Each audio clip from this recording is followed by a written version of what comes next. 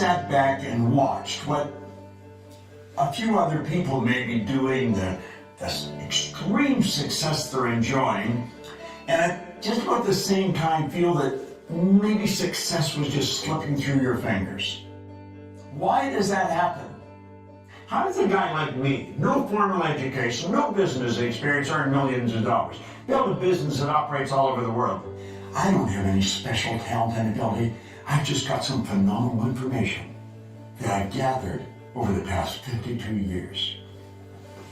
And you can have it. When we fully realize that thought causes all, we'll know there's never any limits. We ourselves do not impose. It starts inside. Your life to this point has been controlled by a paradigm, and so you've been thinking thoughts that are in harmony with the paradigm. That is why we keep getting the same results over and over and over again. The terror barrier bounces up, and you bounce right off the damn thing. If you can build the fantasy, and you can turn it into theory, I guarantee it'll turn into a fact. I went into companies, and I started to show the companies how paradigms was controlling the productivity, and then their sales went up by hundreds of millions of dollars. Do you think the Wright brothers were being logical? Do you think they were being realistic? They weren't scientists. They were bicycle mechanics in Dayton, Ohio. What do you really want? Go lay under a tree somewhere. Don't even talk to anybody. Let your mind wander. Let it take off. Martin Luther King didn't have a plan. He said, I have a dream. You gotta have guts. Don't throw your wants. Don't leave your wants on the table. For goodness sake, take a run at it. Now, I want you to go and sit down at that table. And you pick up those dreams that you've left sitting there for a while. And you say, no, I'm alive, I'm awake, and I'm on the move, baby.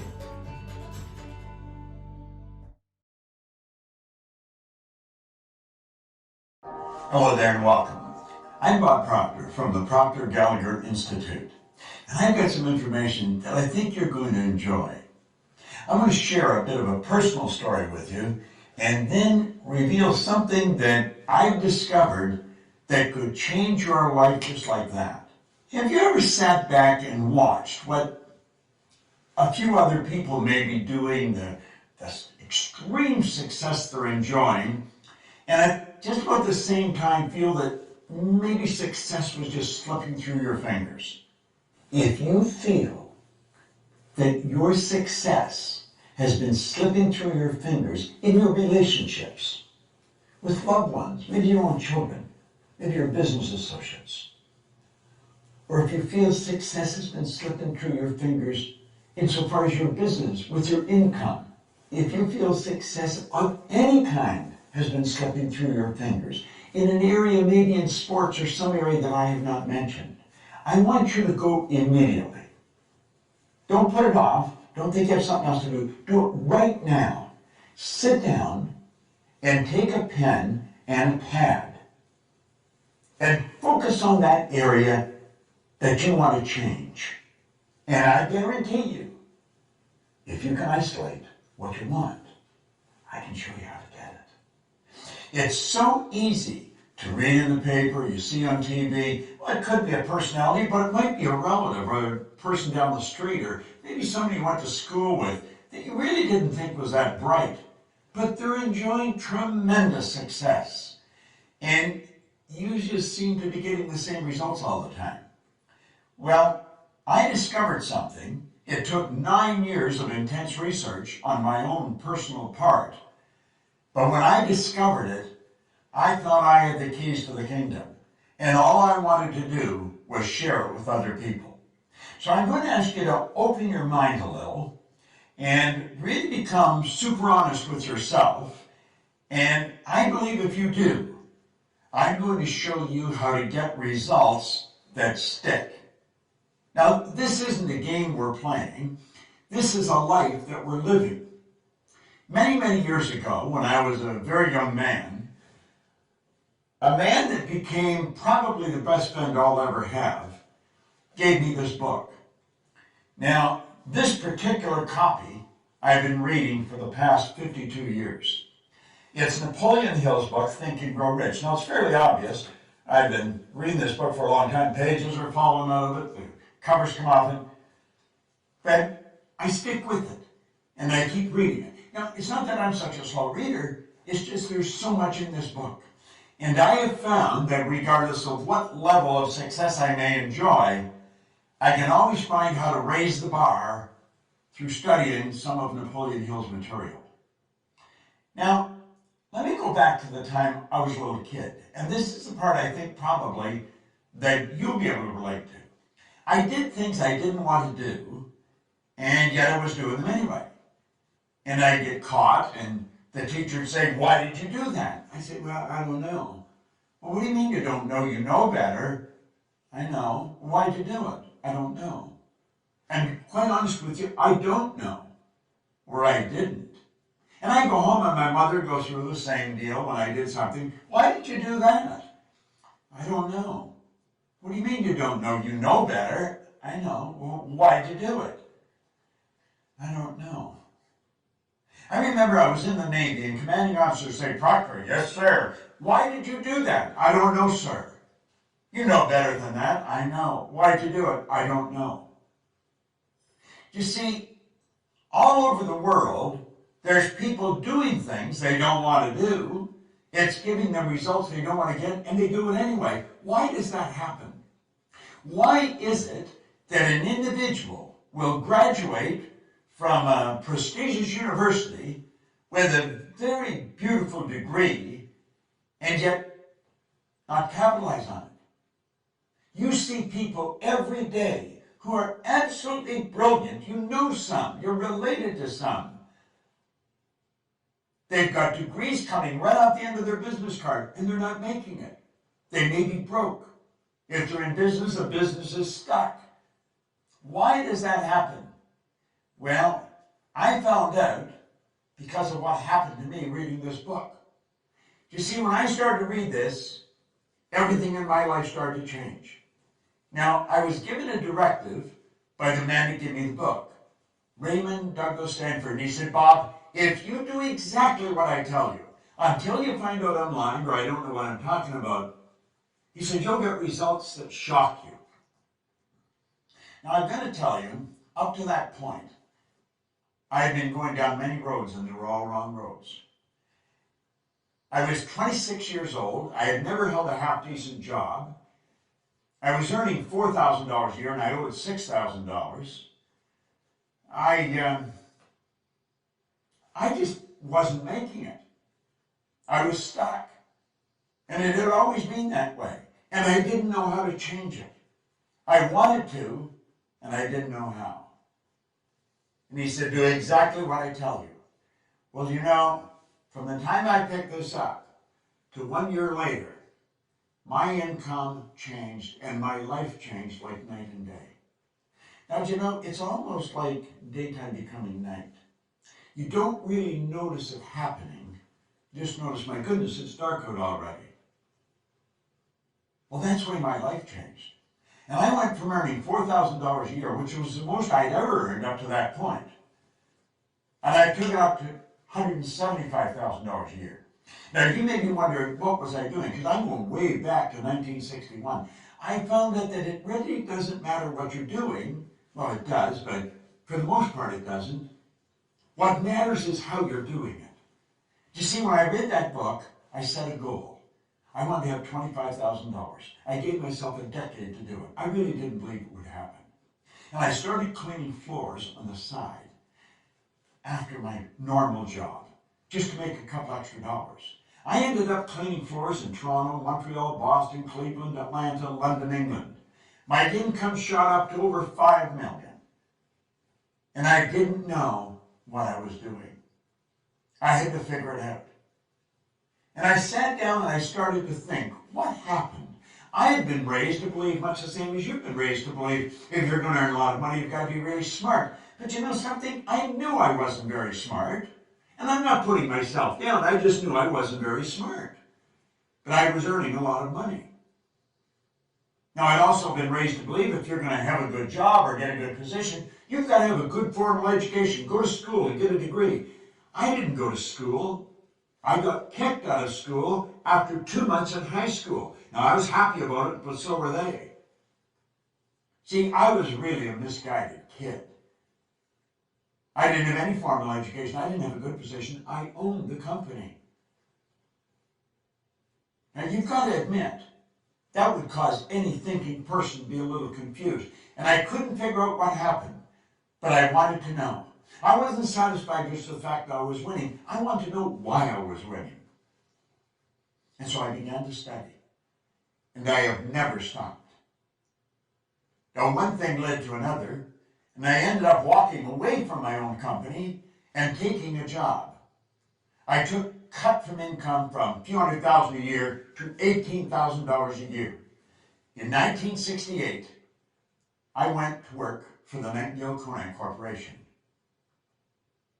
Now, Earl Nightingale and Lloyd Conant became my personal mentors. And of course, because of my association with them, I became exposed to some absolute giants in the area of personal growth. Now, this is a way back when personal growth as an industry was really just beginning to start. I was selling records when I got into this business, long-playing records. But I never stopped studying, and one thing led to the other, and I finally got the dots to connect. And when I got it connect, it was so obvious I was missing it. I want you to let your head represent your mind. Now, first of all, nobody's ever seen the mind. Mind is activity. Mind is not a thing. Your brain is not your mind. Your brain is an electronic switching station that alters the vibration you're in. And the vibration you're in dictates what you attract. But that's another subject. I want you to let the top half of your head represent the conscious mind. The bottom half represent the subconscious mind. Now, it's the conscious mind that school focuses on. That's where we gather all the information. If I could show you a graphic, you would see the conscious mind loaded with books, and the subconscious mind has a paradigm locked up in it. Now think of that for a moment.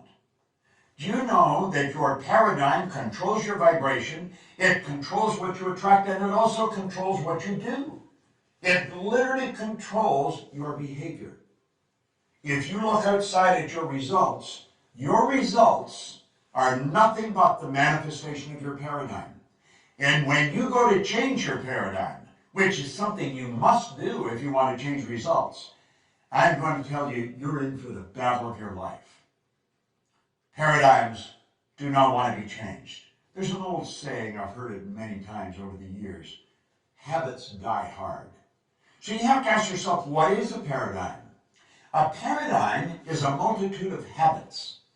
They're ideas that are fixed in your subconscious mind, and when all brought together, they're called paradigms. So the paradigm is like a cybernetic mechanism. It's a control system in your subconscious mind. And the wisest among us sometimes do not understand that. So they don't understand how to change it. You see, unfortunately, school doesn't teach this to us. If you're having trouble in school, they tell you study some more. And so you pile some more information. But that doesn't change the behavior. If the teachers, if the parents only understood the report card is a reflection of the paradigm, not a reflection of the information that that student has gathered. If the sales manager only understood that the sales sheet is a reflection of the salesperson's paradigm, not what they know about selling. You see, people will study selling. They'll study practice and presentations. They study overcoming objections. And they study closing. And they get it right down to a science. But when they get in front of a prospect, the paradigm takes over. Well, you see, when I learned this, I thought I had made a breakthrough, and I had. But it was much bigger than I thought. I went into companies, and I started to show the companies how paradigms was controlling the productivity in that company, regardless of the size. And one of the first large contracts I had was with the Prudential of America. And almost simultaneously with the Metropolitan Life Insurance Company. They are the two largest insurance companies in the world. And I was showing the agents how to change paradigms. And you know their sales went up by hundreds of millions of dollars. And I'm not exaggerating. This is all documented. I'm not making up some funny story. This is on the books of the Prudential of America. One retired VP said he thought that Proctor raised the sales by $1 billion. Now, I worked all throughout the company. I've worked with companies all over the world, showing the employees how to alter the paradigm. See, employees are the most important thing to a company. Now, companies don't always seem to recognize that. They spend a lot of money on systems, on buildings, on brick and mortar, and on things. The next time you go into a hotel, think of this. If we took all the staff out of a hotel, from the chambermaid to the general manager, you wouldn't have a hotel any longer. You just have a brick and mortar edifice, a building full of stuff. You see, the hotel is the people. I was recently staying in the Ritz-Carlton Hotel. If you ask an employee where something is, they don't tell you, they show you. They have a motto: we are ladies and gentlemen serving ladies and gentlemen. Well, I want you to stop and really think of your results. And then ask yourself, do I know how to get better results? Oh, you do. I'm talking about from relationships to selling to building your business. If you feel, and without any formal education, without any real business experience, I built a pretty successful company. And I have been building successful companies and helping companies change, build bigger companies for 46 years now. There might be one or two people that are still alive that have been in it longer than me. You see, I'm going to be 80 on my next birthday. But you want to know something? I got as much energy as a person in their 30s or 40s. And I'm going to tell you why. I understand who I am. I understand how to express the higher side of my own personality. See, we don't get energy, we release energy. And desire is the triggering mechanism to release the energy. Well, I can show you. I can show you how to alter the paradigm. I'll help you understand how it was built, because it's genetic. It was started right at the moment of conception, when all of mom's DNA and all dad's DNA came together and formed the nucleus of you. And then 280 days later, you made your great debut on this planet, and you were programmed environmentally. I'm going to show you how to change it. I'm going to show you how to take the knowledge you've already got and compound your results. Turning your annual income to a monthly income, it's doable. I can show you how to do it. I'm not exaggerating, not even a bit. It's shocking when you stop and think about what you're capable of doing. Edison one time said, if we all did what we were capable of, we would astonish ourselves. You know something? I think it's time we started to astonish ourselves. See, at the Proctor Gallagher Institute, we give you information that produces results that stick. It's not a blip on the screen. I feel good, so it goes up and it comes back down. We're going to show you how to change that automatic pilot that's lodged in your subconscious mind. We're going to show you how to alter that paradigm and how to consciously and deliberately build the paradigm that will produce the results automatic that you seriously want. I just love this material. I absolutely love it. And I love sharing it. I love watching people change right before my eyes in seminars. I don't have any special talent and ability. I've just got some phenomenal information that I've gathered over the past 52 years. And you can have it. If success has been slipping through your fingers, you can stop it right now. And you can produce the results you want, results that stick. This is Bob Proctor. Thank you.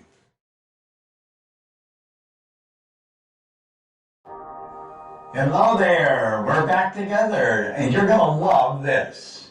Now, I'm betting that you really liked paradigms. I remember when I first discovered that, I thought I was the only one that knew it. It's such a neat idea. Now we understand why we're not doing what we already know how to do. Now let me ask you something really important. Are you, or maybe a loved one, a family member, somebody that you're very close with, leaving your dreams on the table? Insofar as your money is concerned, or maybe the travel you'd like to do, or relationships that you want to develop, or the health that you really, really, truly want to enjoy, or maybe even your love affair. You're missing it. The dream has escaped you. How would you like to know a formula that's as exact as mathematics on how to get what you want? See, most people are really extras in their own movie. They look at somebody else and they think, wow, if only I could do that. Well, let me let you in on the secret. You can do that if that's what you want to do. I'm betting that is probably not what you want to do. That's what they want to do. And you know something? If they're doing what they want, you can do what you want. And I can do what I want. See, we're all working with the same mental faculties. We're all working with the same power, and we're all working with the same laws. So it's a matter of understanding how to set and how to achieve goals. Have you ever been really ready to do something and you were scared stiff and so you backed away and left it back on the table? I know I've been like that. I know a lot of people are like that. Well, if you've done that in the past, or a loved one, you can share this with them. And I would suggest that you do invite some friends in and share this with them, and then sit around as a group and openly and very transparently discuss these hang-ups that we've got, because we've all got them. You're not the only one with them. Now let's stop and think about goals. You know, Thoreau was, he was quite a guy. He said, if a person will advance confidently in the direction of their dream and just endeavor, in other words, you only have to give it your best shot, endeavor to live the life that you've imagined. Do you know what's going to happen? He said you'll meet with success unexpected in common hours. You'll be on your way downtown to do some shopping, and you'll think, I did it. I actually did it. I reached the goal. Do you know the beautiful part about working with goal setting and goal achieving with the right rules by law? That's exactly what happens. You reach the goal and you're motoring at such a speed and having so much fun, you get past it before you realize you've already done it. You're probably off to the next one. Do you know what it is? It's a habitual way to live a creative life that's fulfilling, that really leaves you inside like you've got something. Now, I refer to the system that we use in the Proctor Gallagher Institute. I refer to it as the ABC of goals. Now, you'd say, well, this looks pretty elementary. Well, I'm going to let you in a secret. It is very elementary. It's just that most people never really learn it. Now, I'm going to talk about the A level of goals as doing things you already know how to do. I had a young guy come up to me one time in a seminar, and he asked me if I'd talk to him about his goal. And I said, sure, what's your goal? He said, I want to get a new car. I said, okay, what kind of a car do you want? He said, I want a new Pontiac. I said, I see. I said, what are you driving now? He said, a Pontiac. Well, you know, some little guard stuff would jump up in my mind. And I said, how old is your car? And he says, it's 4 years old. Well, I said, it's probably time you got another car anyway. You know? I said, how long have you had it? And he said, 4 years. So I said, now, let me get this straight. You have known for 4 years how to get a new car. Yeah? Well, I said, then that wouldn't constitute a goal. Now, that doesn't mean you don't get a new car and you don't get a new Pontiac. You can get a Cadillac if you want. You can get a Maserati if that's what you really want. And you should get a car. But you've known for 4 years how to get a car. You see, the beautiful part about goals and understanding it is goals are not to get. Goals are not, you don't set goals for acquisition. You set goals to grow. You set goals to reach inside and stretch and go where you've never been. You set goals to take you to a place you've never gone before. And you grow as a human being, and you know something, you never go back. So A-type goals, forget it. Now let me let you in on a little secret, caution you. Probably all the people you mix with deal with A-type goals. Now why do I say that? Because we're attracted to people that are on the same frequency as us, that are in harmony with us. We talk about the same things, we like about the same things. So when you go for that new goal that's beyond the A-type goal, they're not going to support you. It's not that they don't love you, it's not that they don't want you to win. They don't want you to leave. That's right. They don't want you to leave, and you're going to leave, you're going to raise your consciousness, and you're just automatically going to attract a whole new world into your life. So where do we go if we don't do A-type goals? Well, you go to a B-type goal. Now, many of the people that really think they're shooters, they're really making it happen, they're going after B-type goals, and this really doesn't cut it. It really doesn't cut it. You know how I said in paradigms you get all this knowledge, but you're not using it? Well, that's true in the B-type goals too. See, the person that's after the B-type goal, they pay attention to what's going on in their life. They know how much money they've got in the bank, they know how much is coming in, and they're pretty accurate when they survey their world. I'm talking about their material world and their social world of, him and her and it and them, the people that they could go to for support. And they've got to have a plan. The plan has to be right on the money. Now, they think if this happened, and if that happened, and if she did this, and he did that, and if that money come in like I want it to come in, if all these things happened, then I could do that. And so reluctantly, we say, that's the goal. And you say, well, is that really the right goal? No. Why not? Well, because you see, you already see how it's going to happen. So in that respect, it's much like an A-type goal.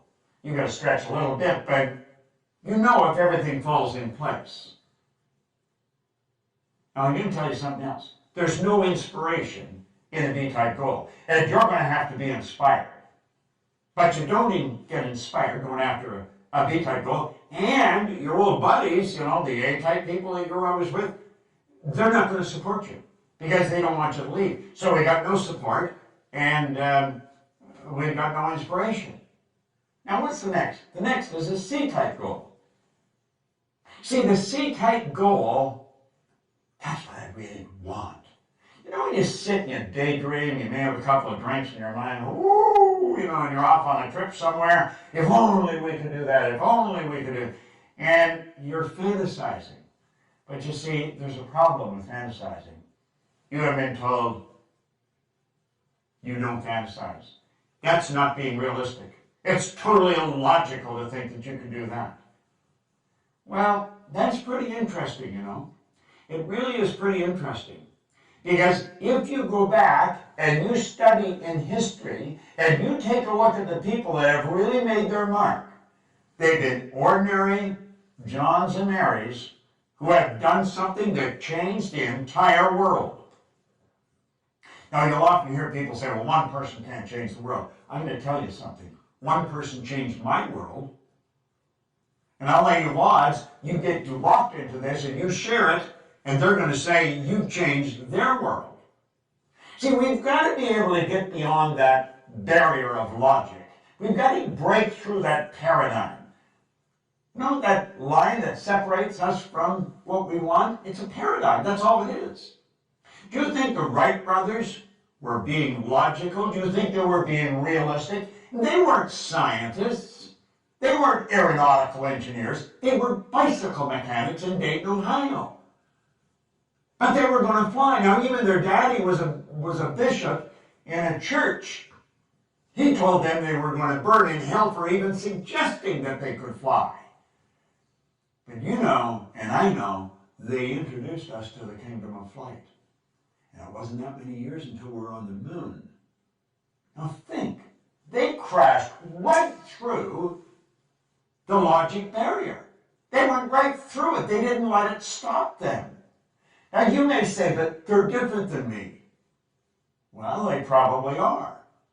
They didn't leave their dreams on the table, and you may be leaving your dreams on the table. Get them off the table. Get them back in your mind. Fall in love with them. Plant them in your heart. What did Solomon say? As a person thinketh in their heart. You've got to get emotionally involved with this. How does a guy like me, no formal education, no business experience, earn millions of dollars, build a business that operates all over the world? I do it because I don't let logic stop me. I'm not afraid of losing. Now think, what do you really want? Go lay under a tree somewhere. Don't even talk to anybody. Let your mind wander. Let it take off. Go to the land of imagination. Think about it. Let your mind wander. Go right through the terror barrier that we call logic. I'm going to teach you something about the terror barrier later, but I want you to stop and think of what you want. I had the very good fortune of working with Sir Edmund Hillary. Now, you might not even know who he is, although he hasn't been gone very long. He is the guy that was the first person to stand on top of the world. He was the very first man to stand on the top of Mount Everest, along with Tenzing Norgay, his Sherpa guide. So you know the beautiful thing about that, this little side deal, neither one of them would say who got there first. Tenzing Norgay didn't say. Edmund Hillary didn't say. But they were the first, Hillary and his Sherpa guide. Now, Ed Hillary was a beekeeper from New Zealand. He was a beekeeper down in Auckland, New Zealand. Where did he get the idea that he could do something that has never been done before? People died. There's people encased in ice up there. They're never coming down. They've tried to do this. They've been trying to do this for centuries. Just like the Wright brothers, there's people trying to fly for centuries. But you know the strange thing about it? Ed Hillary went up there in 1951, he failed. He went back in 52, he failed. Now there's people around him saying, you've got to be out of your mind going back there. You're going to kill yourself. But in 1953, he stood on top of the world. I had the pleasure of working with him on a couple of occasions, and the only difference in Ed Hillary and myself that I could see was in his size. He was a big man. You say, but I'm not like Hillary and I'm not like the Wright brothers. You're exactly like them. You're exactly like them. There's a spiritual power within you that's perfect. Your spiritual DNA is perfect, and it's forever seeking expression with and through you. That's why you want things. Don't throw your wants. Don't leave your wants on the table. For goodness sake, take a run at it. Go sit down at that table. Get a pad and a pen out, and start thinking, what do I really want? I want to be financially independent. That's something all thinking people want. I'm going to tell you something. When you have no money problems, you'll be amazed how much free time you have. You see, in this program, we talk about wants. We're not talking about what we think we can do, and we're not talking about what we've done in the past. We're talking about where we're going, what we're going to do. What do you want? I guarantee you, if you can describe it, if you can see it in your head, you can hold it in your hand. That's exactly the way it works. Napoleon Hill, my mentor, he said anything the mind can conceive and believe, it can achieve. Now, you may not believe you can. I guarantee you stick with us and you keep studying what I'm sharing with you, and you'll change your beliefs. See, I found that was one of the keys in my success. I changed my belief. See, our belief system is based upon our evaluation of something. And frequently, if we reevaluate a situation, our belief about that situation will change. There's a three-step process for goal setting and achieving. It's fantasy, theory, fact. You've got to build a fantasy. And it's okay to say that it's just a fantasy. That's where everything starts. That's where your clothes started. You probably have synthetic fibers on. We didn't always know how to do that. The building you're in, the air conditioning, the heating system, your cell phone, your computer. The fact that I can shoot this here and you can sit there and watch it. We weren't always able to do this. Somebody fantasized.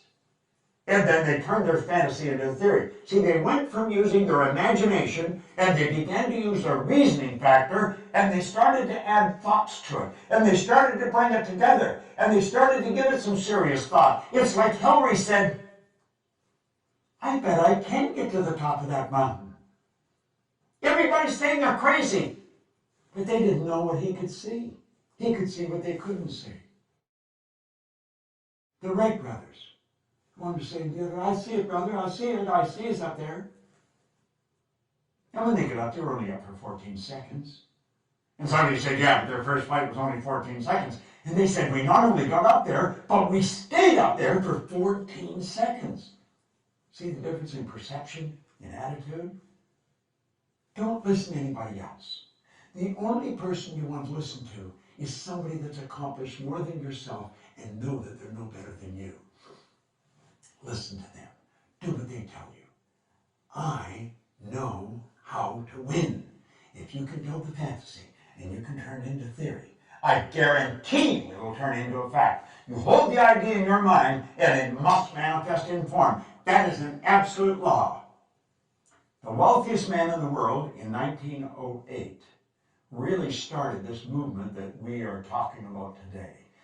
Andrew Carnegie told Napoleon Hill, he said, any idea that is held in the mind, that's emphasized, that you fall in love with, that's either feared or revered, will begin at once to clothe itself in the most convenient and appropriate form available. Now, I want to share something that a lady came up on an airplane and gave to me. She said, your materials really helped me. I'm going to give you something that's helped me, and it will probably help you. It's a wonderful quote, and no one gets credit for it. Said, blessed are the humans who look for unseen things that are intuitive, but not yet accepted into the reality of life. The intuitive is a feeling part of you, the part that can see something nobody else can see. You see it in your mind. It's never been accepted into the reality of life by you or any of your friends or relatives or loved ones. But you can see it. You wouldn't be able to see it if you couldn't get it. Blessed are the humans who look for unseen things that are intuitive but not yet accepted into the reality of life. Now listen to what he says. They will be rewarded with knowledge and wisdom and will become the forerunners of the newest sciences on the planet. Do you know something? There has been over 1,000 people go up Mount Everest since Ed Hillary did. I get on a plane now to fly to the other side of the world, and I go to bed. That's right. I go to bed. They've even got a bed, and they give me a duvet to cover myself. And they ask me if I'd like breakfast when I wake up. God bless the Wright brothers. God bless Ed Hillary. They're no different than you or me. Don't let the fact that you don't know how to do it set the goal. In fact, if you know how to do it, it's probably no good. It's got to scare and excite you at the same time. Now, I want you to go and sit down at that table, and you pick up those dreams that you've left sitting there for a while, and you say, no more. I'm alive, I'm awake, and I'm on the move, baby. There may be no one that understands, but I understand. And you write out your goal in the present tense. I am so happy and grateful. Now that, and describe it. And I'm going to come back, and I'm going to share something with you that most people never know. I'm going to teach you about the terror barrier. And when you get that, along with the paradigms in this one, I'm going to tell you, baby, you got results that stick. Don't let it slip through your fingers. Don't leave it on the table. Claim it. It's yours. This is Bob Proctor. Thank you. Well, here we are back again. Now we've got some understanding of what paradigms are. We know that if you know how to get to where you're going, you're probably going in the wrong direction. You're not going after what you want. See, the beautiful thing about goals is that it's a forever, never-ending experience. You're going on a journey. You're always going where you've never been. That's what life is about. Life is an exciting adventure. It should never be a bore. And it can be, but only if you follow the right rules. Now, I'm betting that you went and sat down again at the table, and you picked up your dream, and you've itemized it. I am so happy and grateful now that. Now that you've done that, there's a little internal war going to start going on. Because you see, the paradigm is there in your subconscious mind. It controls your vibration, therefore controls your actions. Now, there was a doctor, I'm going to digress for a moment, and I'm going to share something with you that I consider the most phenomenal idea that I have ever learned. I had been studying this material for a good 9 years, trying to figure out, why was I winning? I was winning, but I didn't know why. And you know something? Most people that are winning don't know why. Then I was what you call an unconscious competent. I was competent, but I didn't know why I was. I was winning, but I didn't know why. Therefore, I had something that was non-transferable. You're going to become a conscious competent, and you're going to know why you're winning, and therefore you can share it with your kids, your family, your friends. That's a beautiful part about this. Now, I have to take you back to the year 1934. Long time ago, you've got to admit. There was a doctor by the name of Truman Fleet in San Antonio, Texas. And he was actually appalled at the state of the healing arts. He said, we're not going about this. We're not doing this right. He said, we're treating the symptoms of disease. We're not treating disease at all. When you operate on the body or you're asking them, how you feel, you're treating symptoms. You're not treating the cause of problems. And he said, everything originates in the mind. U.S. Anderson wrote one time, when we fully realize that thought causes all, we'll know there's never any limits. We ourselves do not impose. It starts inside. He said, we've got to heal the body, mind, and the soul. We've got to heal the whole person. And he said, nobody's ever seen the mind. Ever. The mind is not a thing. Now, most people, when they think of the mind, they actually think of the brain. You might be doing that right now. But that is not the mind. See, the brain is part of the body, a very important part of the body. In fact, that's where the electrical control system is set up for your entire being. This body is a magnificent machine. It's controlled by the mind that sets off the central control system we call a nervous system. Do you know that your nervous system, the electrical system in your body, would make the electrical system in a supercomputer look like a toy? Now, when I get into this, you're going to say, oh, God, I'm never going to learn all that. You don't have to learn all that. I just want to lay some basics for you to help you understand what I'm going to tell you. And Fleet said, if we're going to help people, we've got to have a picture of the mind. So he said, this is a picture of the mind. Now, I think that's the greatest idea I've ever learned. That's called the stick person. And you'll see the big circle at the top has a line right through the center. On the top half of the line is the conscious mind. And on the bottom half is the subconscious mind. Now, the subconscious mind and the conscious mind working together express themselves through that small circle on the bottom that we call the body. The body is the instrument of the mind. Before the body does something, it has to happen in the mind. We're working from a higher to a lower potential. There's a power flowing to and through us that has no limits. The only limit placed on the power is the limit that's placed on the form through which it's flowing. It's something like electricity. Look at a light bulb for a moment. That is not electricity. That's the expression of electricity. See, the only limit placed on electricity is the limit that's placed on the form through which it's flowing, namely the transformer or the bulb. If you want more light, put in a bigger bulb. Well, if we want more action, plug in a bigger idea. Now he said, this drawing represents the mind. The top half represents the conscious mind, the bottom half represents the subconscious mind, and the small circle represents the body. Now I'm going to take the conscious mind off for a minute. Now you just have the subconscious. That is how you arrived on the scene. Your subconscious mind was wide open. Your subconscious mind has no ability to reject anything. Whatever you turn over to it, it will accept. You see, as a little baby, you arrive on the scene like that. That's how language is learned. That's how you pick up all the idiosyncrasies of the people around you. Now, there was genetic conditioning prior to you arriving on the scene. That's why you look so much like your relatives. But then you arrive, you learn the language of the people that surround you.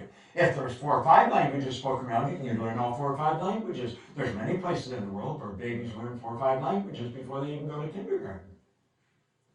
But as you start to get towards time to go to school, a psychic barrier starts to come up, and the conscious faculties begin to develop. And that's when you start thinking for yourself. But you see, what to think has already been programmed. See that X in the subconscious mind with the puffy little cloud around it? That's the paradigm. And of course, that puts the body in an X-type vibration. Now there's a power flowing into your consciousness. It never stops. And as the power flows in, you build ideas. And what kind of ideas you build? X-type ideas. Why? Because they're in harmony with the paradigm. If you start to think thoughts that are not in harmony with the paradigm, it causes quite a bit of discomfort. Now think. If you've never jumped out of a plane, go up in a plane and contemplate jumping out of it. You'll start to feel very uncomfortable. You see, it's not an X idea. It's not an X idea. Now, it could be that you get involved with that, but not as long as you're thinking X-type ideas. Now, you see, your life to this point has been controlled by a paradigm, and so you've been thinking thoughts that are in harmony with the paradigm. That is why we keep getting the same results over and over and over again. There's no secret to this. It's predictable. If you watch people, you'll watch how they move. There's habit patterns being expressed, behavioral patterns that's producing the same result. Now let's move this ahead. I call that state bondage. Now we're going to move ahead, and we're going to move into a state that I call reason. Remember I said that power flows in and you can make anything out of it you want? Well, there's a why idea floating out there. What is the why idea? The why idea may sell the house and move to another country. The why idea may quit the job, start your own business. The why idea may bet everything you've got on yourself and your ability to start and build a business. That why idea is one scary little sucker. But you know something? As long as you keep it in your conscious mind and just think about it, everything's cool. And you see, while your dream was on the table, everything was fine. It's something you looked at every now and then. You were capable of seeing it and thinking it, but you never really got emotionally involved with it. That's why it stayed on the table. The idea came to your mind off and on, but it slipped through your fingers. And that's what happens with most people. Success is slipping through their fingers. It lands and lays and stays on the table. What we want to do is turn that idea over to that power inside. Now, what happens when we do that? Well, let's stop and think of what I said. I said the X energy in the paradigm controls the vibration.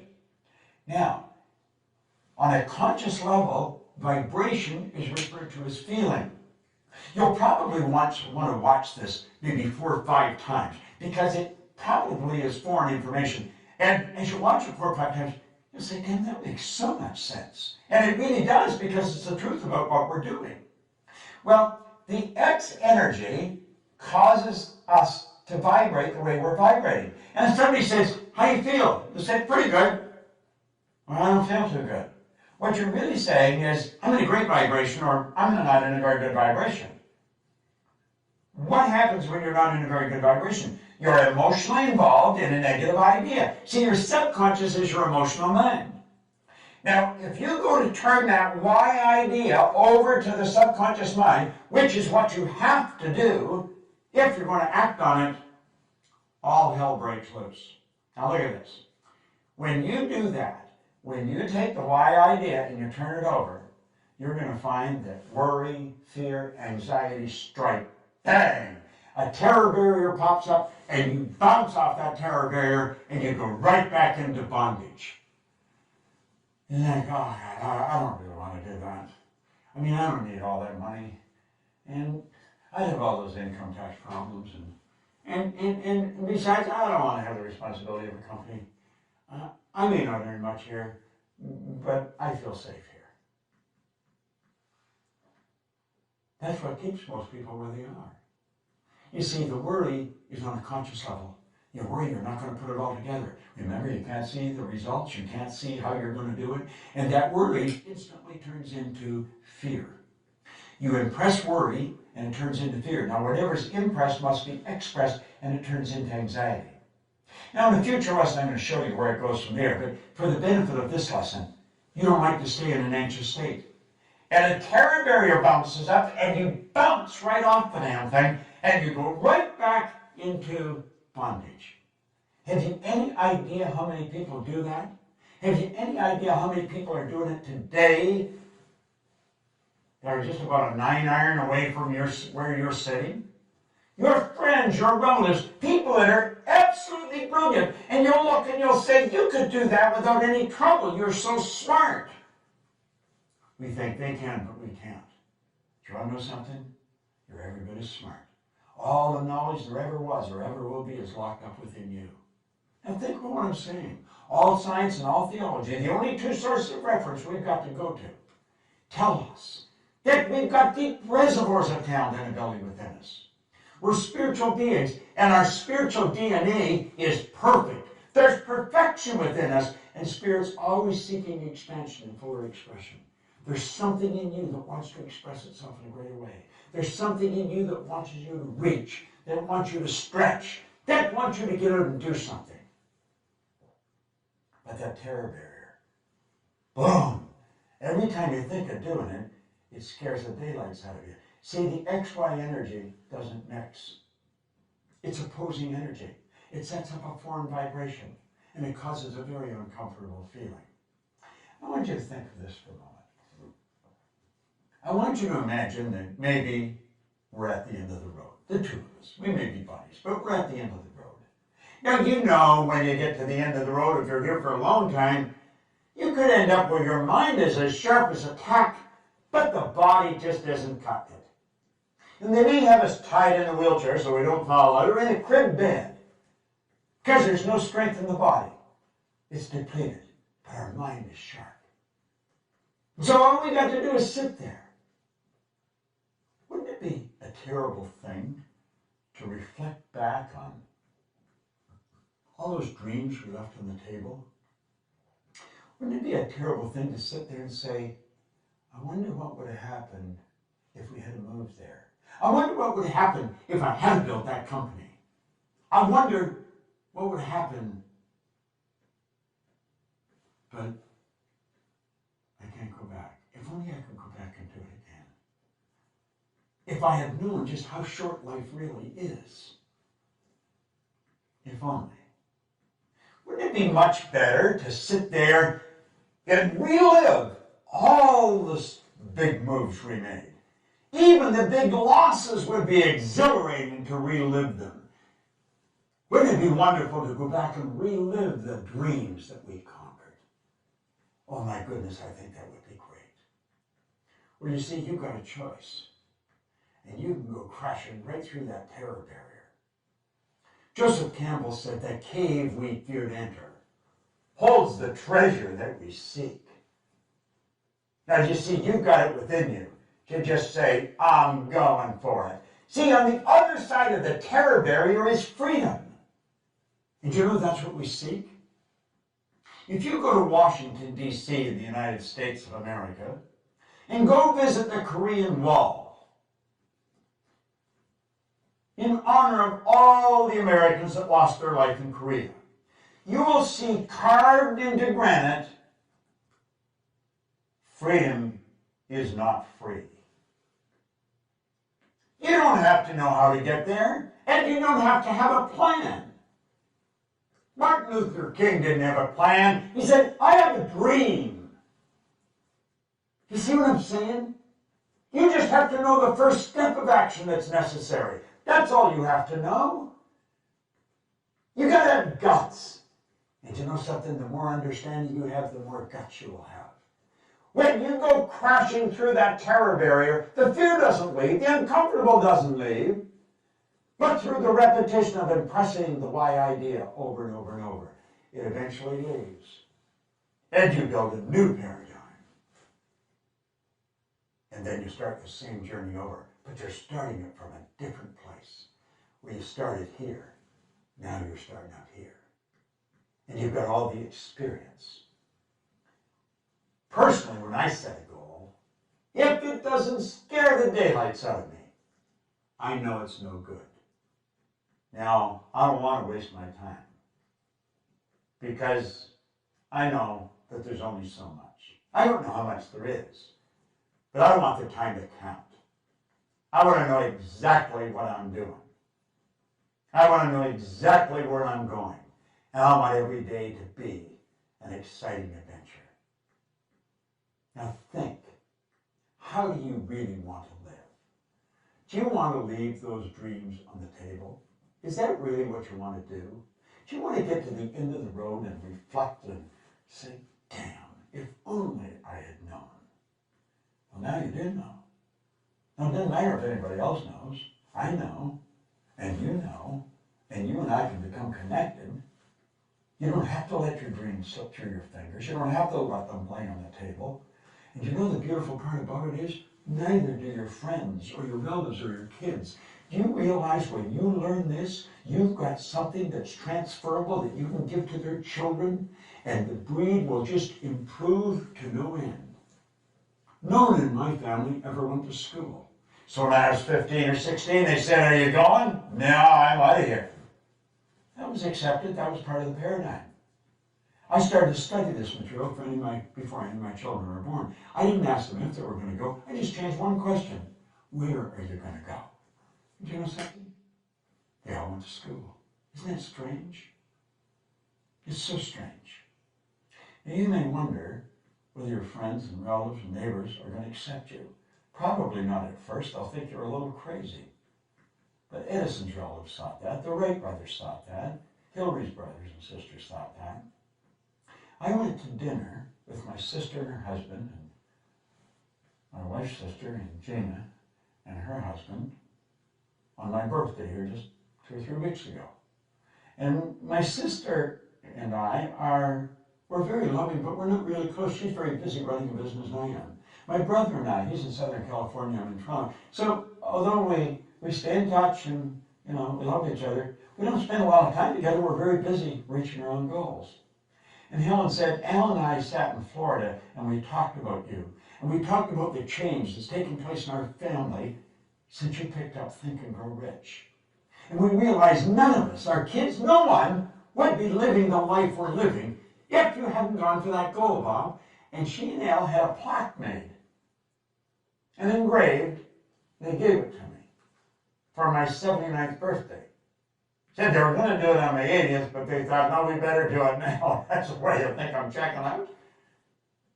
And I phoned my brother in Southern California. I was in Toronto, and I was thanking him for it. He said, yesterday was the 4th of July, Bob, and all the kids and all the grandkids and everybody was here. And I read them what was on the plaque that Helen was going to be giving you. And I told them none of them would be enjoying the life they were enjoying if you hadn't stepped out and bet on yourself. I felt so good. My sister said, my kids wouldn't be doing what they're doing. Her young daughter, Carolyn, came to seminars when she was just a little kid.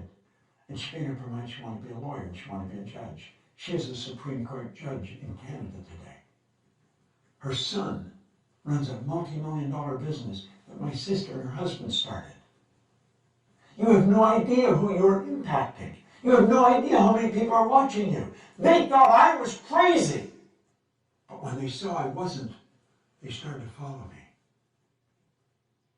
You go, they'll come. You've got more power in you than you'll ever use. God's gift to you is more talent and ability than you'll ever use in your lifetime. Your gift to God is to develop as much of that talent and ability as you can in this lifetime.